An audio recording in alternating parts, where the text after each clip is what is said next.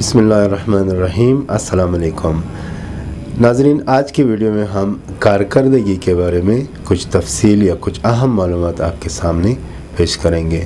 جیسا کہ ہم سب کارکردگی کے اہمیت سے بخوبی واقف ہیں کہ کارکردگی ہی ہمارے ترقی، تنزل یا کامیابی اور ناکامی کا سبب بن جاتا ہے۔ چاہے ہم کسی سپورٹس کلب میں ہوں، چاہے ہم سٹوڈنٹس ہو، چاہے ہم اپنا کوئی کاروبار کر رہے ہو، یا چاہے ہم زندگی کے کسی بھی شعبے سے منسلک ہو، کارکردگی ہمارا پہچان ہوتا ہے۔ تو کارکردگی کا وہ صحیح انڈرسٹینڈنگ یا وہ صحیح ڈیفینیشن جو میں نے اپنے 23 سالہ کیریئر میں سمجھ لیا ہے، انشاءاللہ اس کا میں ایک نچوڑ آپ کے سامنے پیش کر رہا ہوں۔ کارکردگی کے بارے میں جتنی بھی بات کرے وہ کم ہوگا، لیکن جو پریزنٹیشن میں نے بنایا ہے اس کو میں اپنے الفاظ سے بھی زیادہ مفید جانتا ہوں، تو اس لیے بہتر ہے کہ آپ کو میں پریزنٹیشن کی طرف لے چلوں۔ جیسا کہ کامیابی کے 4 اقسام میں دکھا رہا ہوں کہ کارکردگی کے 4 قسمیں ہیں۔ آپ اپنے ہی شعبے کو لے لیں، ہر شعبے میں انسانوں کی کارکردگیاں 4 قسم کی ہوتی ہیں، یا ان کا پرفارمنس ان کا پرفارمنس لیول 4 مختلف درجوں کا ہوتا ہے، جس کو ہم درجہ بندی بھی کہتے ہیں، یعنی وہ لو لیول سے ٹاپ لیول کا ہوتا ہے۔ تو سب سے پہلے یہ جاننا بہت زیادہ ضروری ہے کہ یہ 4 کیٹیگریز ہے کیا، یا کون سی چیزیں ان کیٹیگریز کو ڈیفائن کر رہی ہیں، یا ان کے بارے میں کیا کیا چیزیں جو ان خصوصیات کو تشریح کر رہی ہیں۔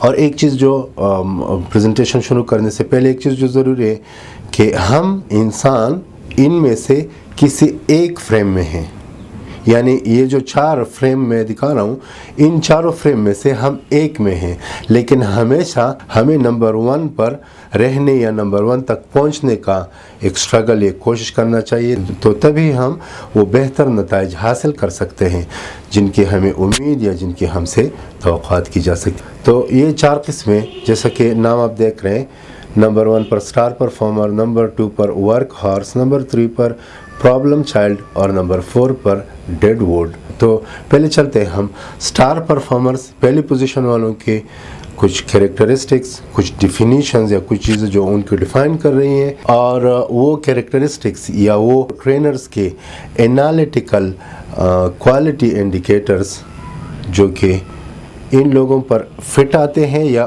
ان کے یا ان کے ٹریڈس میں ہوتا ہے، یا ان کے پرفارمنسز کا بنیاد انہی چیزوں پر سے بنتا ہے۔ تو اگر ہم سٹار پرفارمنس کو دیکھ لیں، سٹار پرفارمرز کو کیا چیزیں ڈیفائن کر رہی ہیں؟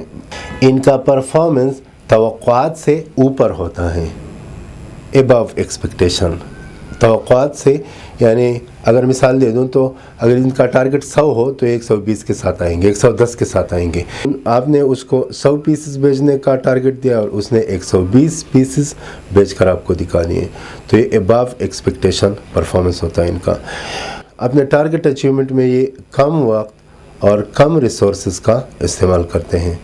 خیر، یہ بھی ایک چیز میں آپ کو بتا دوں، ضروری نہیں کہ آپ ہمیشہ بجٹ سیونگ کرتے رہیں، یعنی کچھ ایریاز میں بجٹ کا کنزمپشن ہی امپورٹنٹ ہوتا ہے، تو اس کا بھی ایک بیلنس جو آپ کے فائنانس یا آپ کی ٹیم یا آپ کے آرگنائزیشنز کی طرف سے آتا ہے، اس کا بھی خیال رکھنا چاہیے ساتھ میں۔ یہ اپنے target achievement less time and less resources consumption کے ساتھ۔ Number 3، they are game changers, یہ گیم چینجرز ہوتے ہیں۔ مثال دے دوں، خیر میرے عمر کے 40 سال تک پہنچے ہوئے جوانوں کو، کیونکہ جب 92 کا ورلڈ کپ تھا میں 9ویں کلاس کا اسٹوڈنٹ تھا، میٹرک میں نے 93 میں کیا، تو مجھے وسیم اکرم کا وہ بیٹنگ یاد ہے، اسی کو آپ سامنے رکھیے، گیم چینجرز ہیں یہ لوگ۔ وسیم اکرم ایک بالر تھا، جب وہ آ رہا تھا ایک تو اس سے توقعات تھی، ایک یہ چیز بھی یاد رکھیے کہ سٹار پرفارمر سے ان سے توقعات ہوتے ہیں۔ اب اگر ان سٹار پرفارمنس کے بارے میں سب سے اہم چیز میں آپ کو بتا دوں، اپنے کلاس روم میں یہ فرسٹ پوزیشن والے ہوتے ہیں، یا ان کے اچھے سکور کا ہونا ان کے سٹار پرفارمنسز کو ڈیفائن کرتا ہے، یہ سکور والے ہوتے ہیں۔ یہ لوگ جو ہے یہ ریزلٹ پروڈیوسرز ہوتے ہیں، ریزلٹس پروڈیوس کرتے ہیں، ریزلٹ جنریٹرز ہوتے ہیں۔ یہ کوالٹی اور کوانٹٹی پروڈیوسرز ہوتے ہیں، یا ریزلٹ پروڈیوسرز ہوتے ہیں. ان کا یہ بھی ایک بہت ہی خوبصورت کریکٹرسٹک ہے کہ یہ رزلٹ کے ساتھ آتے ہیں, ایکسکیوزز کے ساتھ نہیں.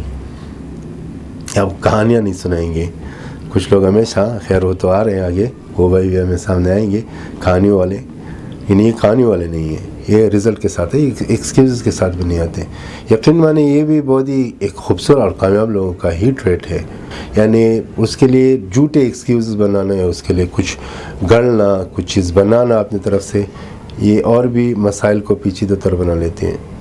یعنی یقین مانے ایسا بھی ہوا ہے کہ اگر آپ صاف کہہ دیں کہ بس میں نہیں جا سکا کل, خاص کر اگر سیلز مین کے پوائنٹ آف ویو سے بتا دوں, ہم لوگ سیلز مینوں کو جو ہے ان کے وزٹ کے ٹارگٹس بھی دیتے ہیں کہ آپ نے اتنے اپنے ٹارگٹ مارکیٹ کے کسٹمرز کو ڈیل کرنا ہے. فار ایگزامپل آپ نے 10 شاپس کو وزٹ کرنا ہے, تو اگر آپ نے 6 کیے اور آپ مینیجر سے کہہ دیں کہ کل میں نہ کر سکا, ان کے ساتھ میرا ٹائم بہت زیادہ گزر گیا, اور یہ حقیقت بھی ہو, اس کی جگہ کہ آپ اپنے ایک چیز کو چھپانے کے لیے دوسرا کوئی چیز بنانے, تو یہ اسٹار پرفارمرز میں ان قسم کی کوالٹیز نہیں ہوتی. They are more realistic people. اچھا, کوالٹی اور کوانٹٹی انفلوئنسرز ہوتے ہیں. ان کا ایک خاص اثر اور تاثیر یا پورے کام, پورے ٹیم پرفارمنس میں بھی ان کا اہم رول ہوتا ہے. نمبر 2, اگر ہم ورک ہارسز کی طرف دیکھ لیں, جیسا کہ ان کے نام سے لگ رہا ہے, یہ کام کے گھوڑے ہیں.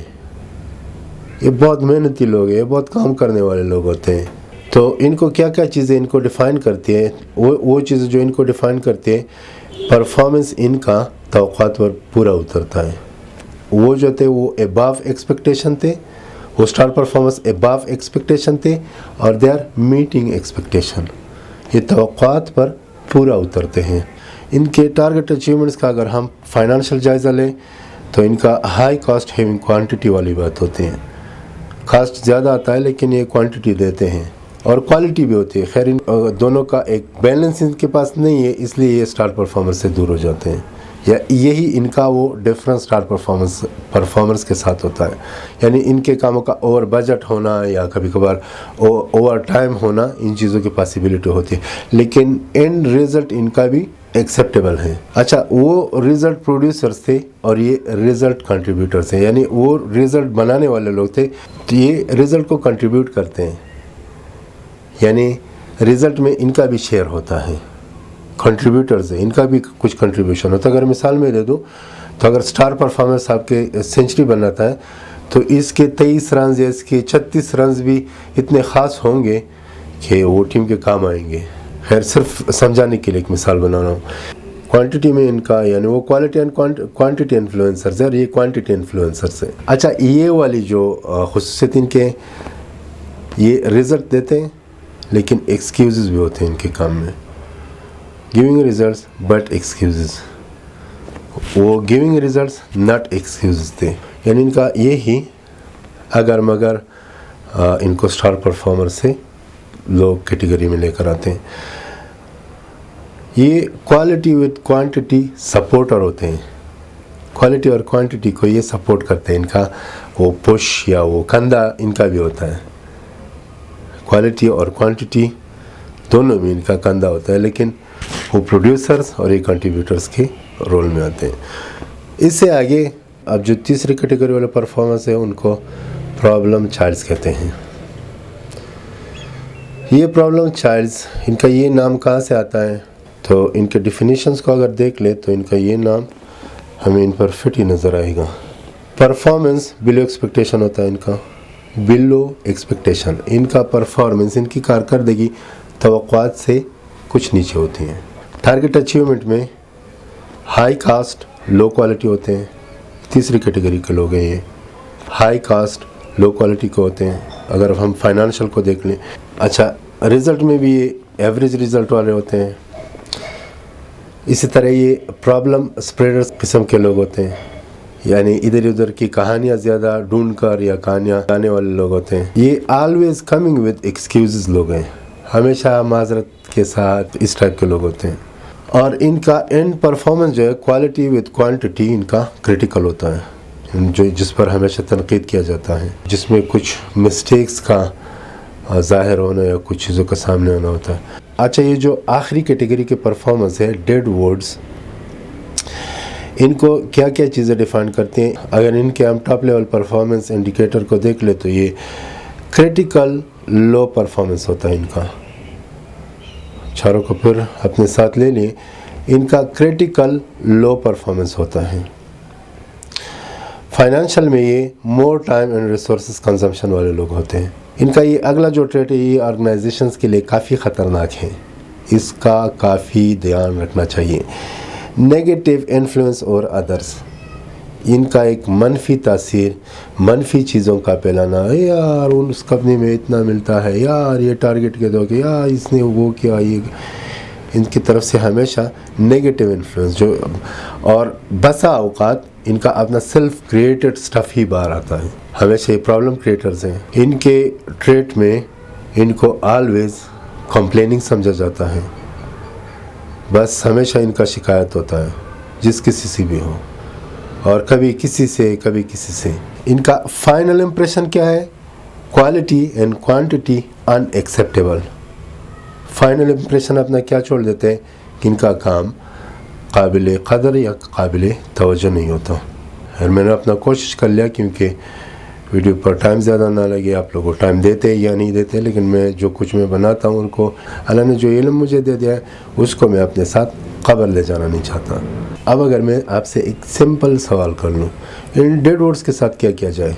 अब इनके बारे में एक हकीकत जो सामने आता है वो ये है, जो कुछ हमने समझ लिया, डेड वर्ड्स को आप चेंज नहीं कर सकते। अच्छा, प्रॉब्लम चाइल्ड्स का भी कुछ ना कुछ बंदोबस्त होकर उनको अगली कैटेगरी में मुंतकिल कराया जा सकता है उनके परफॉर्मेंस को, लेकिन डेड वर्ड्स का आपको बंदोबस्त करना होगा। Let us put them on fire, नहीं उनको जलाना नहीं है।